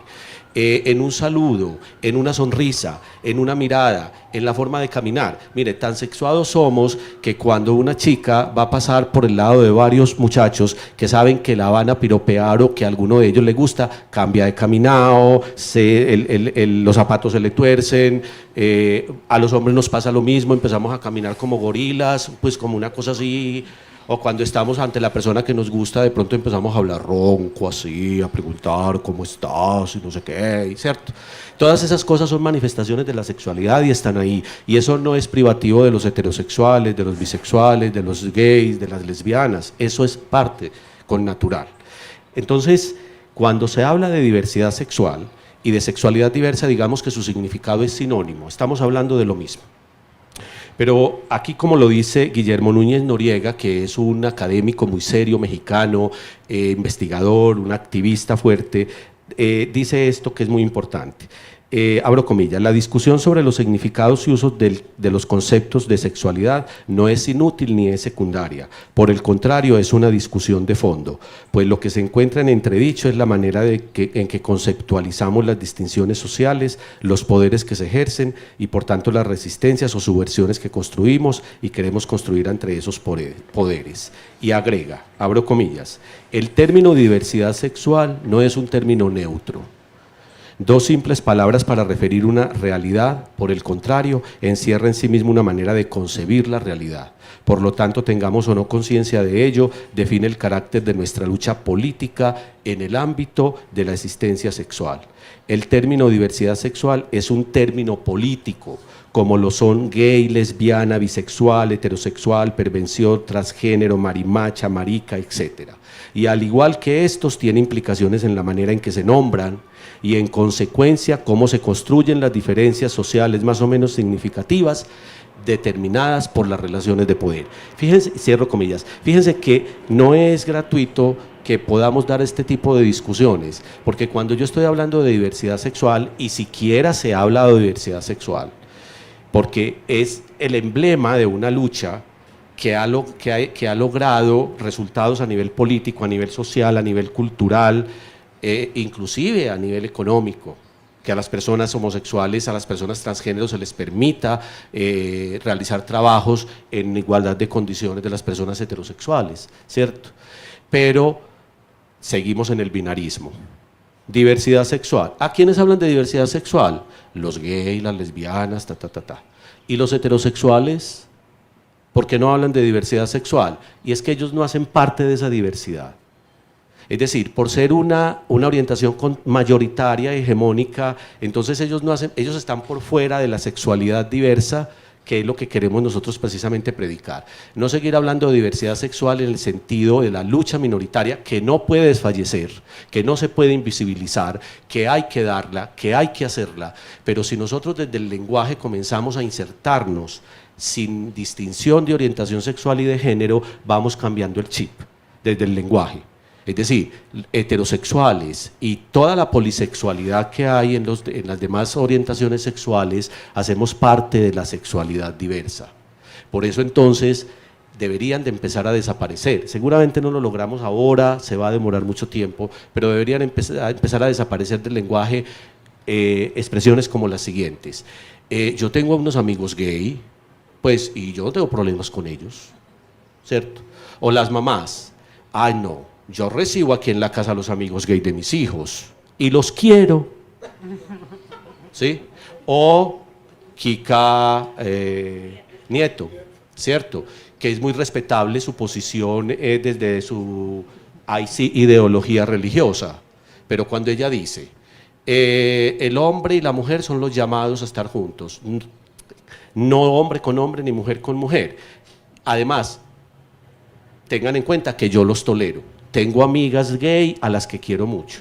Y finalmente, ¿yo quién soy para juzgarlos? Que los juzgue Dios. O sea, se van a ir para el infierno. Se van a ir para el infierno, claro, se van a ir para el infierno, sí. Entonces, sale el comunicado de prensa, ahora en agosto 6, aparece la corte diciéndole a Kika, no. La periodista y el espectador no atentaron contra su honor ni contra su buen nombre cuando plantearon también en un video que su discurso era un discurso anti-gay y que estaba promoviendo la homofobia. Ella también está haciendo una interpretación. Por eso no encontramos que esté vulnerado su derecho al buen nombre. Pero uno de los salvamentos de Otto llega y dice, un momentico, a ella había que haberle protegido su derecho al buen nombre y su derecho a la libertad de pensamiento, porque es que ella está hablando desde su posición religiosa. Ella cree en el Dios en el que cree, ella cree además que un hombre y una mujer son la relación natural y las otras son antinaturales, entonces hay que respetarles eso. Claro que hay que respetárselo, es que no se trata de que impongamos una sola de las posiciones. Lo que pasa es que, como lo decía Mauricio, cuando se habla del movimiento LGBTI, de la diversidad sexual, ideología de género, y lo que hay de los que predican la ideología de género, también no es una apuesta ideológica por parte de ellos. Entonces, cuando nosotros hablamos de la sexualidad diversa, qué tan bueno que en el acrónimo pudiéramos decir no solamente LGBTIQ+, sino H LGBT, y todo lo que haya de ahí en adelante, el más. ¿Cuál es la idea? La idea es, se empieza a desaparecer miren, digamos, ese manejo del prejuicio desde el miedo, de los intereses, de una visión institucional. ¿Por qué cuando se invita a una persona heterosexual a un evento académico serio, riguroso, en donde ha estudiado esa persona con todo el sentido y seriedad, y lo primero que dice es: voy a hablar de la evolución de la jurisprudencia en Colombia sobre el reconocimiento de los derechos LGBTI, advirtiendo, ayer estaba hablando con mi esposa y con mis hijos, o sea, está hablando un heterosexual. O lo dice así, francamente, dice: yo soy heterosexual, pero este tema me ha interesado mucho. ¿Eso qué? Eso obliga a que un ponente homosexual tenga que llegar a cualquier evento y decir: yo soy homosexual, pero vengo a hablarles muy seriamente de física cuántica. No, ¿por qué? Si nosotros desde el lenguaje empezamos a insertar la no diferencia, ¿cierto? Empezamos a insertar, nos insertamos como sujetos. Fíjense en una cosa, miren, pensemos en lo siguiente: sale una tutela ahora de Barranquilla, no sé si ustedes la escucharon, en un establecimiento, una licorera, en donde sacan a dos chicas que estaban abrazándose y manifestándose su afecto. De hecho, el dueño de la licorera parece que señala ahí que él tenía un derecho de admisión, ¿cierto? Y la saca de ahí, ellas se van, pagan y se van y tutelan, y la corte le reconoce el derecho y le dice al señor: por favor, retráctese públicamente. Muy bien, eso está muy bien, eso hay que hacerlo, eso hay que visibilizarlo. Pero ¿por qué habría que hacer eso? ¿Por qué desde el lenguaje mismo nosotros no nos vamos incorporando con esta imagen? Piense cada uno de ustedes, quienes sean heterosexuales, bisexuales, homosexuales, sin distinción, donde salga una ley que nos prohíba a todos públicamente el afecto, la manifestación de afecto, ¿cómo nos sentiríamos? ¿Cómo se sentiría el novio y la novia a la que los demás, independiente de su orientación sexual, les diga: malos, corruptos, no se pueden tocar la mano, usted por qué la está besando, usted por qué se le arrima en el hombro?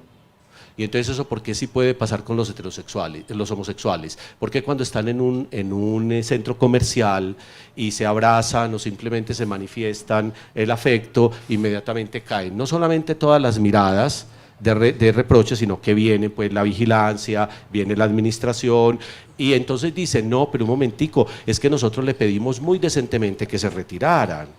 ¿Cómo? No, muy respetuosamente, nosotros no lo sacamos a la fuerza, como si eso no fuera discriminación.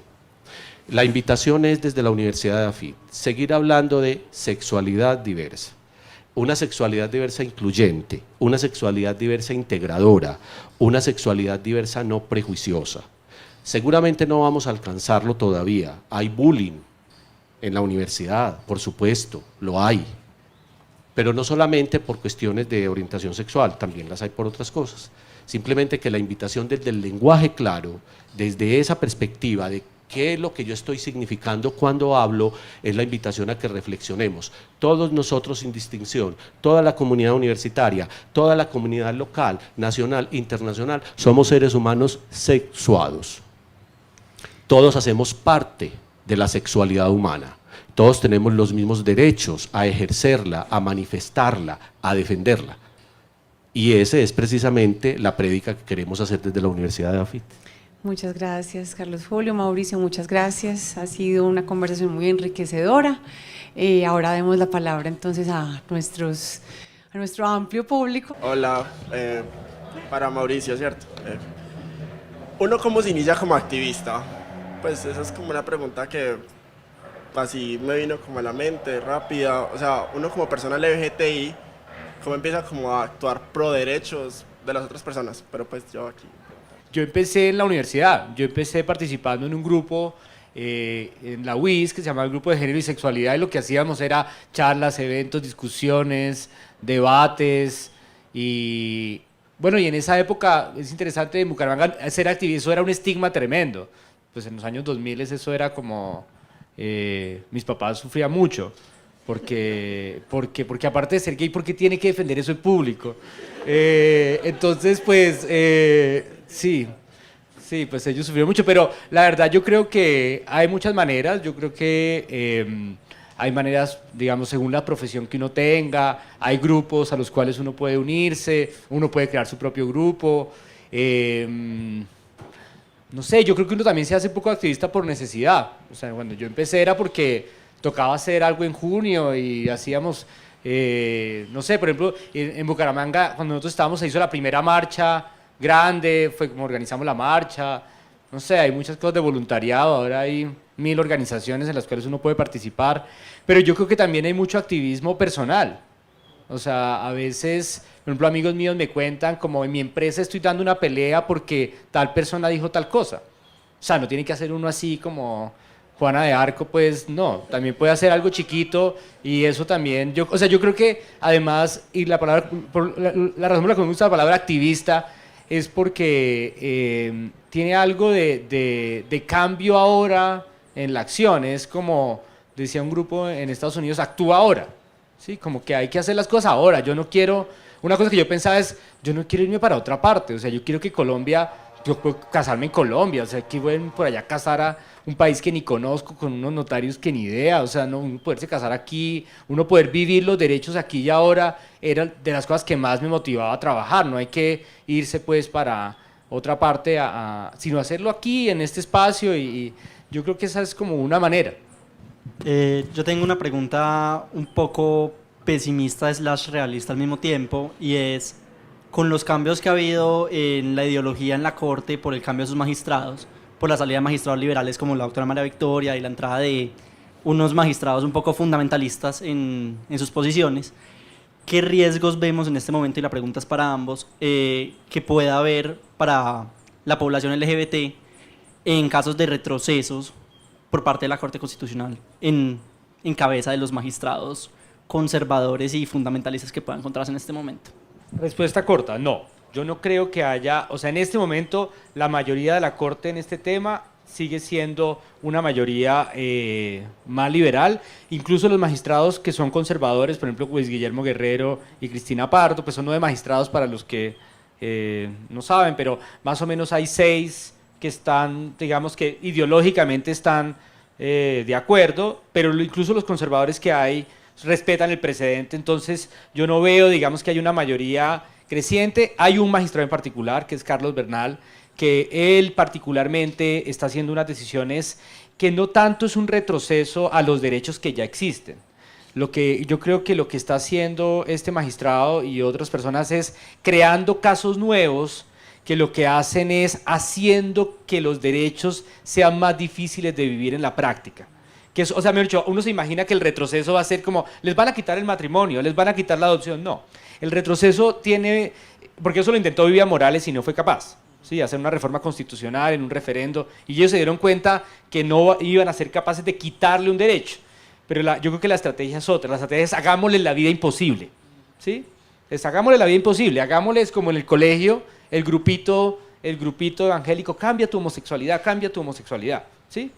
Yo creo que ese es el truco al final de este grupo. Entonces yo no me preocuparía tanto por eso, pero sí me preocuparía por entender bien cómo estas personas que están en contra de los derechos están innovando en sus maneras de, mejor dicho, lo que quiero decir es, el retroceso no es tan obvio como uno se imagina, y además, menos yo me esperaba de Carlos Bernal Pulido, que esté haciendo eso, siendo que era una persona que supuestamente era un teórico de los derechos fundamentales. Entonces también a veces uno dice, a veces del que menos uno lo espera es el que termina haciendo esas cosas. Entonces, tranquilo, yo no creo que no es por ahí, pero es por incrementar el poder de las iglesias. Yo creo que esta cosa de volver de crear una inmunidad religiosa como si fuera una inmunidad diplomática, que uno les puede hacer escrutinio a las cuentas, que uno puede saber qué están haciendo con la plata, entonces aquí hacemos una cosa, le ponemos un letrero, esto es religioso, y se vuelve intocable para el Estado. Y eso tiene muchos riesgos porque puede haber lavado de activos en algunos lugares, puede haber maltratos a las personas en instituciones religiosas, o sea, las instituciones religiosas, lo que nos ha demostrado la historia es que no son exentas de tener problemas de violaciones de derechos humanos al interior de las instituciones religiosas, y esa inmunidad religiosa a mí sí me preocupa mucho, me preocupa porque eso va a terminar afectando toda la sociedad. Y eso además súmenle partidos políticos religiosos, urbanizaciones religiosas, negocios religiosos y todo un complejo económico y político que se está protegiendo en la idea yo creo que es un abuso de la libertad religiosa, que no es realmente crear unas inmunidades. ¿Cómo así que uno no puede decir que criticar a una persona porque dices que mi opinión está basada en la Biblia se vuelve incriticable? Por favor, o sea, entonces acabamos con la modernidad completa, porque es que la modernidad se creó en la crítica a la religión, o sea, eso es lo que basa las universidades, es poder criticar libremente la religión y sus ideas. Entonces yo creo que eso sí es por ahí, más que por... Pero afortunadamente, digamos, es muy notable que los magistrados de la Corte no son tontos y respetan el precedente. Entonces yo no me preocuparía tanto por que el retroceso sea de la Corte Constitucional, sino una cosa más social y política más complicada. Sí, David, con la llegada de estos magistrados, entre ellos Carlos Bernal, digamos que en sus sentencias, cuando empiezan a dar una postura ideológica, ¿cierto?, desde su creencia, hubo una voz de alerta. Una voz de alerta como, cuidado, mire lo que va a pasar, la Corte va a cambiar, entonces nos van a desconocer los derechos. Estoy de acuerdo con Mauricio, ese es un contraactivismo, ¿cierto? Es decir, es una respuesta no directa, no abierta, pero venga, pongámosle los problemas, hagamos que haya más requisitos, no se las vamos a dejar tan fácil, pero creo que las manifestaciones de los otros magistrados que fueron llegando han dado muestras de que por lo menos si no hay un corte absolutamente liberal como estábamos acostumbrados a las anteriores magistrados, lo están haciendo de manera prudente. Se están cuidando, hay una conveniencia ahí como estrategia y están reconociendo los derechos, los están amparando. Entonces yo también estoy de acuerdo, nuestra preocupación tendría que ser más por ese otro tipo de movimientos en donde hay cierta connivencia a nivel institucional, con el Ejecutivo, con el Legislativo, con unas organizaciones que están haciendo un lobby grande, que lo tratan inclusive de ocultar y que escudan precisamente su presencia tratando de mostrar el lobby gay, el lobby transgénero, la sexualidad perversa. Eso sí es un lobby, a ese hay que tenerle cuidado, y mientras tanto vamos haciendo ahí es donde hay que hacer control social. Y finalmente, los del lobby son ellos. Cuando los del lobby son ellos, claro. Y finalmente, el chico que hizo la pregunta y se fue, pues no iba para mí, pero me voy a aprovechar en este momento, cuando él dice, ¿cómo se hace activismo? El activismo se hace cuando se toman decisiones concretas, cuando se sale del lenguaje desde el deseo. A mí me gustaría mucho ser activista. Ve, qué tan chéveres los activistas. Esos activistas son como interesantes. Ve.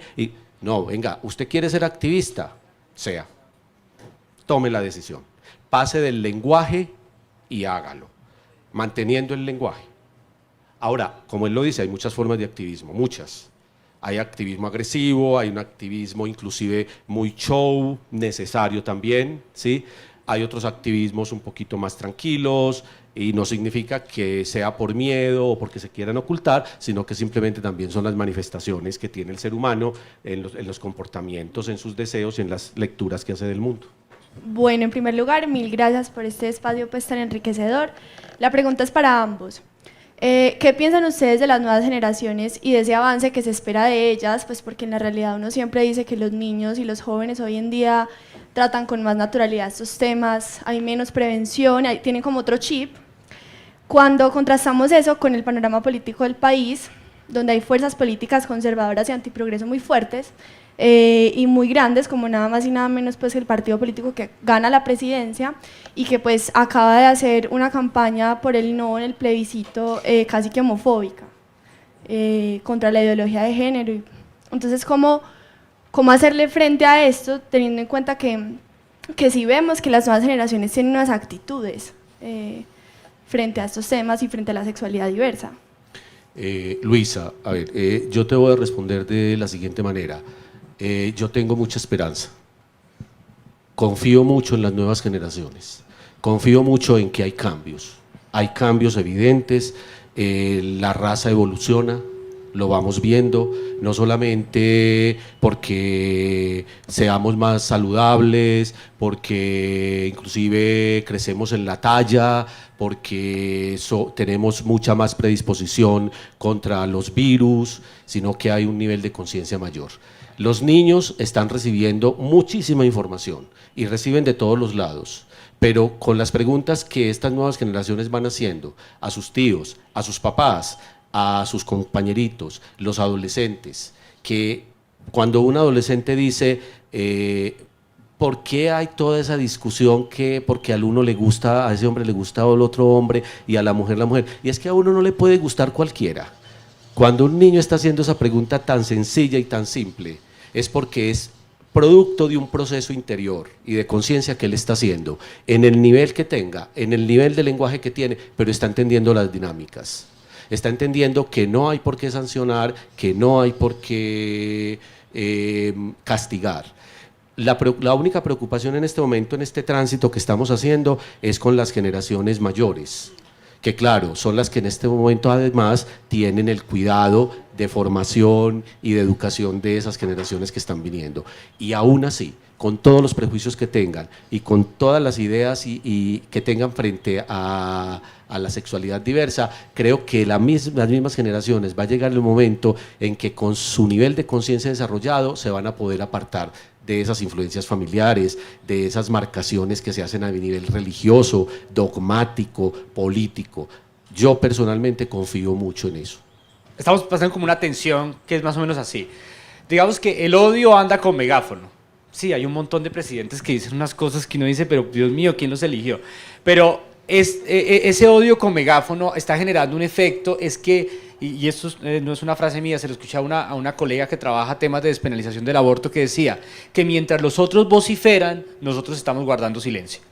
¿Sí? Mientras hay unos que se odian y odian y odian y dicen cosas contra los migrantes, miren que los dos temas, incluso que están retrocediendo en el mundo en temas constitucionales y legales, son temas LGBT y de migración, que tienen en común algo, que son unos otros fáciles de insultar. Porque los migrantes nunca no pueden votar, etcétera, etcétera, y los homosexuales son un grupito.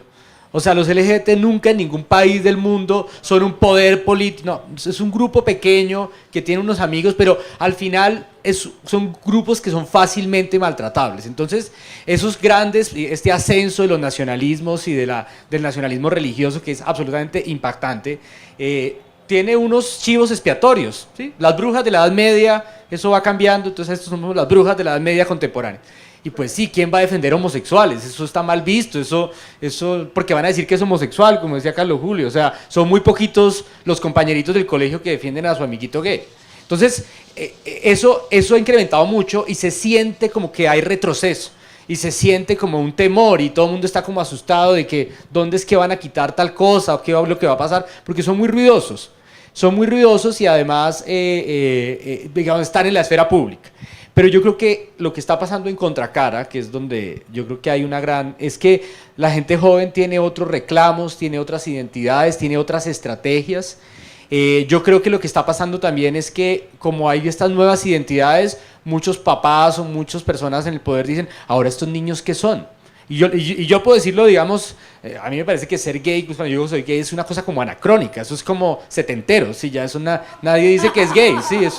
Eso ya nadie es gay. Entonces la gente es más fluida, no se pone nombre, o sea, como hay unas fluideces que a mí me parecen fascinantes, es como estos chicos pues ya están, es como un mundo post-LGBT, como un mundo ya post-identitario donde la verdad hay cosas increíbles, una diversidad cada vez más grande que el abecedario completo no se va a quedar corto y a mí me parece chéverísimo. O sea, yo veo a mis, yo digo, estos van a ser otra cosa. Digamos que nuestra generación fue como transicional. Sí, pongámosle gay para que nos den los derechos y ya no sé qué. Pero eso es un modelo que va a pasar de moda, porque eso no es... Todos nosotros sabíamos que eso era temporal, o sea, que eso no era ni tan fijo, pues nadie es completamente gay, ni completamente heterosexual, pero yo sí creo que lo que está pasando es la tensión entre esos dos polos. Unos jóvenes muy, muy como revolucionarios y una gente en el poder muy conservadora. Y el lío con eso, que ese sí es un lío complicado, es si empieza esto a tensionar una polarización generacional, que es lo que ya estamos viendo en algunas partes. Y que lo que incluso empieza a ocurrir es que las posiciones más moderadas se hacen más escasas y las posiciones más radicalizadas se van fortaleciendo. Incluso pasa con los conservadores. Los conservadores, hay conservadores moderados, pero hoy los conservadores moderados han desaparecido del escenario. ¿Por qué? Porque se ha radicalizado tanto que ahora un conservador moderado, si no dice que dice que la ideología de género, lo sacan del Partido Conservador. Usted tiene que ser aquí el más radical de los radicales. Si dice, no, es que tengo dudas frente a los gays, no, cámbiese el partido, porque nuestro partido es el partido anti-LGBT. Entonces, o los otros, y nuestro partido es el más. Entonces, ese debilitamiento de los moderados, pues es un conflicto, porque al final, pues los que son más extremistas, fundamentalistas, pues son más poderosos en general. Entonces, creo que ahí hay unas tensiones que hay que explorar, pero yo sí le apuesto que la gente joven va a cambiar este país. En 10 años esto va a ser muy distinto. Perdón, Mauricio, Bueno. y una pregunta que hay que hacerse ahí, perdón, Natalia, es ¿por qué estas personas que están en este momento en el poder, que tienen el control, sienten esa necesidad de hacer tanto ruido? O sea, ¿qué es lo que hay ahí detrás? Porque si la cosa fuera natural, ellos estarían tranquilos, imponiendo sus reglas, sus políticas, saliéndose con la suya. Pero ¿por qué tienen que salir a la palestra pública a hacer tanto ruido, a decirlo de tantas maneras, a tratar de convencer a todo el mundo que la gran mayoría son adeptos a su ideología y a su posición? Esa es la gran pregunta. Por eso el silencio ahí es mucho más diciente. Por eso todo lo que están haciendo muchos papás, muchas familias, muchas organizaciones, muchos establecimientos educativos, muchas corporaciones, es un contramovimiento que va a tener reflejo cuando estas generaciones que están llegando ahora tengan 15, 20 años, y el mundo creo que va a ser distinto. Bueno, buenas tardes. Justamente recogiendo lo que acabas de decir, la pregunta del activismo y lo que hablaban hace un rato sobre la pregunta de qué pasa con esta nueva generación, pues yo como mamá de Emilio puedo decirles que definitivamente el principal activismo con el que nosotros hemos trabajado como FAUTS, porque pues ya formo parte como mamá FAUTS, ha sido el activismo del amor con conocimiento. Entonces, como para ir partiendo por etapas, yo creo que definitivamente el poder tener conocimiento de lo que significa todo el entorno de la sexualidad es lo que nosotros utilizamos como principal herramienta para acompañar a Emilio en su proceso. Ya nosotros, empoderados de un conocimiento aprendido a través de lo que nos ha enseñado FAUTS, nos vamos para el Marymount, sentamos a las directivas, porque mucha gente se pregunta qué pasó con Emilio y wow, ¿por qué en el Marymount se pudo? Simplemente porque nosotros llegamos acompañados por FAUTS, que tiene montada toda una estrategia educativa de la sexualidad, y les mostró al grupo administrativo y de profesores, miren, esto es la sexualidad en todo su ABC, en todo ese abanico, no es simplemente hombre-mujer, un bebé, una ovulación, una penetración, etcétera, y ya. Entonces yo creo que el conocimiento empodera. ¿Qué está pasando hoy? ¿Cuál es la apuesta grande que le hace FAUTS a la sociedad? Es poder replicar eso que hizo en el Marymount, eso que ha hecho en el San José de Las Vegas, eso que ha hecho en el Columbus School, en todas las instituciones educativas, y no solamente educativas, sino empresariales, donde nos abran la puerta y les podamos decir, vengan, hablemos de sexualidad, y venga, eduquemos a esos adultos que están criando a esos niños, para que cuando el niño pregunte lo que tú dijiste, y es que yo no me puedo enamorar de Lina. Sí, tú te puedes enamorar de Lina, porque es que el mundo es diverso y uno poder hablar abiertamente, pero definitivamente, si nosotros empezamos una educación de la sexualidad en adultos, los niños ruedan solos. Y yo creo que esa es la gran apuesta que hoy FAUTS tiene, y mil gracias pues, porque tener a FAUTS en el corazón y en la mente es muy importante para nosotros, porque definitivamente ojalá pudiéramos hacer más. Es el trabajo que hoy estamos haciendo y al que le vamos a apostar mucho más, y al que yo pues como mamá, que llevo relativamente poco en este proceso, decidí apostarle, y es acompañar la educación desde la experiencia, además, porque nosotros lo hablamos es desde el corazón, desde la experiencia de vida. Sí adquirimos herramientas formales como venir a este tipo de conversatorios, pero al final del día, ¿desde dónde hablamos? Desde lo que hay acá y lo que hemos vivido. No puedo dejar de decir que el año pasado hice una intervención de ética e integridad en el colegio Marymount y conocí a Emilio y a tu otra hija, y de verdad que además son mellizas, entiendo, sí, y mellizos, y me pareció muy impactante porque es muy difícil encarnar los valores en cualquier institución. En la vida, ser coherente y congruente es muy complejo. De eso es lo que ha querido la universidad hablar hace 9 años, inicialmente con Atreverse a Pensar y luego con el Centro de Integridad, y verlo en vivo y en directo, que un colegio católico se la haya jugado, además de una manera genuina, porque conocí a Emilio y conocí a las compañeras y vi el amor y la fraternidad. Y de verdad que es como de esas cosas que uno lo reconfortan, porque sí es posible, o sea, sí es posible transformar cultura a través de decisiones potentes, donde el amor es el que, digamos, marca la ruta, no estas otras consideraciones que son de la intimidad de cada sujeto. Lógicamente que haya sido en un colegio católico tiene mucho más, es mucho más potente en el sentido de que es transgredir, pero no por transgredir, sino porque se privilegia lo esencial. Católico y femenino, correcto. Y es ver cómo Emilio sigue su bachillerato, le falta su último año, y fue para mí de verdad que revelador. De hecho, hago una infidencia personal y se acabo de cambiar a mi hija de colegio y empezó ayer en el colegio Marymount. Y esa es una de las cosas que más me movilizó también para tomar la decisión, porque hablar de valores habla cualquiera, pero hablar con fundamento, al jugarse uno la vida, la reputación, porque hubo padres de familia y madres de familia que se opusieron para sacar adelante. Entonces, toda mi admiración por ti, por tu lucha y por el colegio, y de verdad qué alegría que estés acá, porque es con estas decisiones contundentes como transformamos, y realmente el respeto se vuelve no un asunto etéreo de las ideas o de la filosofía moral, pero de la vida, donde el amor y el respeto nos conduce hacia una moralidad más alta, una moralidad real. Como dicen algunos de los padres carmelitas descalzos, a quienes quiero mucho, precisamente porque dicen la moralidad no está de la cintura para abajo, sino de la cintura para arriba. Muchísimas gracias a todos, ha sido un placer.